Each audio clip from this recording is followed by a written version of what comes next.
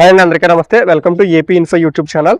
ఈ రోజు మనం శ్రీమతి డొక్కా సీతమ్మ గారి స్మారక విగ్రహం దగ్గర ఉన్నాం. శ్రీమతి డొక్కా సీతమ్మ గారు ఆంధ్ర అన్నపూర్ణగా తన ఇంటికి ఎవరో ఆకలితో వచ్చినా సరే వారి కడుపు నింపే నిత్యాన్నదాతగా పేరొందారు. శ్రీమతి డొక్కా సీతమ్మ గారు 1841లో ప్రస్తుత డాక్టర్ బిఆర్ అంబేద్కర్ కోనసీమ జిల్లా మండపేటలో అనిపిండి భవానీ శంకరం మరియు అనిపిండి నరసమ్మ గారి దంపతులకు పుట్టారు. అనిపిండి భవానీ శంకరం గారిని ఈ ప్రాంతంలో అందరూ కూడా బువ్వన్న అని పిలుస్తారు. ఎందుకంటే భవానీ శంకరం గారు ఈ ప్రాంతంలో ఎవరు ఆకలితో వచ్చినా సరే తన ఇంటి వద్ద కూర్చోబెట్టి వారి యొక్క ఆకలి తీర్చేవారు.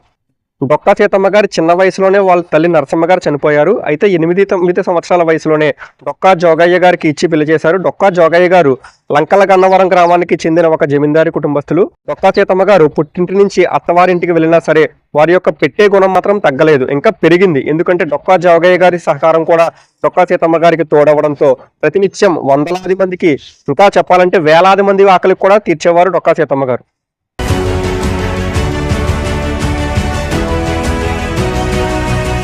అయితే డొక్కా సీతమ్మ గారి గొప్పతనం గురించి ఒకసారి మనం చెప్పుకుంటే, డొక్కా సీతమ్మ గారు ఎప్పుడు కూడా తన ఇంటి నుంచి బయటకు వెళ్ళేవారు కాదంట. ఎందుకంటే ఎప్పుడైనా ఏ ఒక్క రోజైనా సరే డొక్కా సీతమ్మ గారి ఇంటి నుంచి బయటికి వెళ్తే ఎవరైనా ఆకలి అన్న వాళ్ళు తన ఇంటికి వస్తే వారి యొక్క ఆకలి నేను తీర్చలేనేమో అనేసి ఎప్పుడు కూడా ఇంటిలోనే ఉండేవారంట. కానీ ఒక్కసారి డొక్కా సీతమ్మ గారు అంతర్వేది లక్ష్మీ నరసింహస్వామిని దర్శించుకోవాలని అనుకున్నారు. అప్పుడు డొక్కా సీతమ్మ గారు లక్ష్మీ నరసింహస్వామి గుడికి బయలుదేరుతుండగా మార్గ మధ్యలో ఒక కుటుంబం, ఒక తల్లి తండ్రి, ఒక చిన్న పిల్లలు ఆకలితో నడుస్తూ వస్తున్నారు.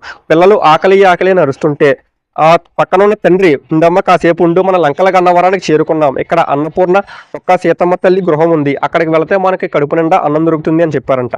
ఆ మాట విన్న డొక్కా సీతమ్మ గారు గుడికి వెళ్లకుండా మళ్ళీ వెనక్కి తిరిగి వచ్చి తన ఇంటికి వచ్చి మళ్ళీ ఆహారాన్ని వండి వారి యొక్క ఆకలి తీర్చారు.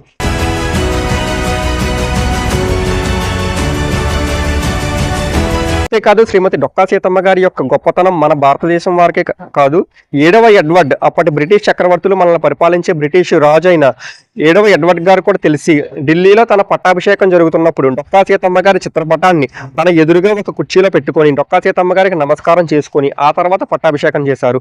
అంటే చూడండి, మన భారతదేశంలో ఇంకా చెప్పాలంటే మన ప్రాంతం వాళ్ళకు కూడా ఇంకా డొక్కా సీతమ్మ గారు ఎవరు అని తెలియదు, వారి యొక్క చరిత్ర ఏంటనేది కూడా తెలియదు. కానీ ఎక్కడో ఉన్న తెల్లవారు డొక్కా సీతమ్మ గారి గొప్పతనాన్ని గుర్తించి అంతటి గొప్ప హోదాని కల్పించారు. అప్పుడు బ్రిటిష్ చక్రవర్తి డొక్కా సీతమ్మ గారి చరిత్ర తెలుసుకుని వారి యొక్క గొప్పతనాన్ని మెచ్చుకుంటూ ఒక లేఖను కూడా రాశారు. ఇప్పటికీ ఆ లేఖ డొక్కా సీతమ్మ గారి కుటుంబస్తుల వద్ద ఉంది.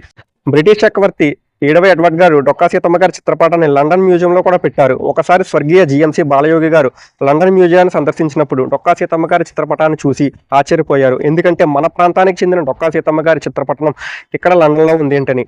అప్పుడు డొక్కా సీతమ్మ గారి చరిత్ర తెలుసుకుని లంకల గన్నవరంలో ఉన్న ఒక ఎక్విడక్ట్కు డొక్కా సీతమ్మ వారిదిగా పేరు పెట్టారు.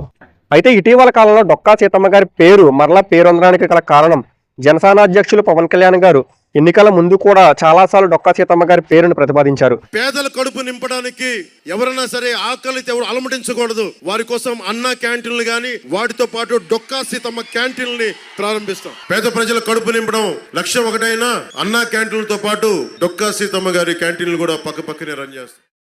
ఎందుకంటే ప్రజల ఆకలి తీర్చే ఆంధ్ర అన్నపూర్ణగా పేరొందిన డొక్కా సీతమ్మ గారి పేరు ప్రభుత్వ పథకాలకు పెట్టాలని ఎన్నోసార్లు పవన్ కళ్యాణ్ గారు సూచించారు. అయితే ప్రస్తుత ఎన్డీఏ కూటమిలో విద్యాశాఖ మంత్రిగా ఉన్న శ్రీ నారా లోకేష్ గారు బడిపిల్లల ఆకలి తీర్చే మధ్యాహ్న భోజన పథకానికి డొక్కా సీతమ్మ మధ్యాహ్న భోజన పథకంగా పేరు మార్చారు.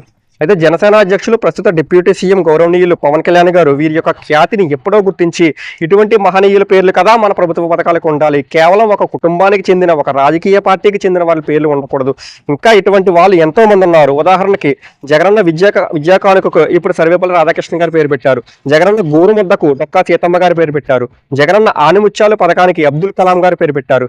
ఈ విధంగా పథకాలకు గొప్ప మహనీయుల పేర్లు పెట్టడం ద్వారా వారిని మరలా మనం ఒకసారి గుర్తు తెచ్చుకున్నట్లు అవుతుంది, వారికి కూడా తగిన ప్రాధాన్యత ఇచ్చినట్లు అవుతుంది. ఇటువంటి గొప్ప కార్యక్రమానికి నాంది పలికిన ప్రస్తుత ఎన్డీఏ కూటమికి నిజంగా వందనాలు. ఇటువంటి మండపేటలో నేను కూడా పుట్టినందుకు నేను కూడా చాలా గర్వంగా ఫీల్ అవుతున్నాను.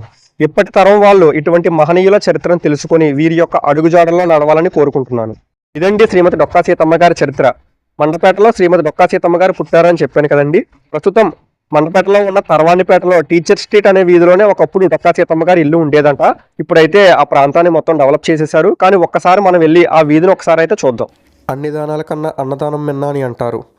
మనిషి అయినా, చెట్టైనా, పుట్టైనా, జంతువైనా, ఎవరైనా సరే వారికి ఉండే ఆత్మ ఒక్కటే, ఆ ఆత్మకి ఉండే ఆకలి కూడా ఒక్కటే. పూజలు చేస్తేనో తపస్సులు చేస్తేనే మాత్రమే మోక్షం లభిస్తుంది, ఆత్మసాక్షాత్కారం అవుతుంది అని అనుకుంటే పొరపాటే. ఎందుకంటే ప్రతి జీవిలో ఉండేది ఆత్మ ఒకటే.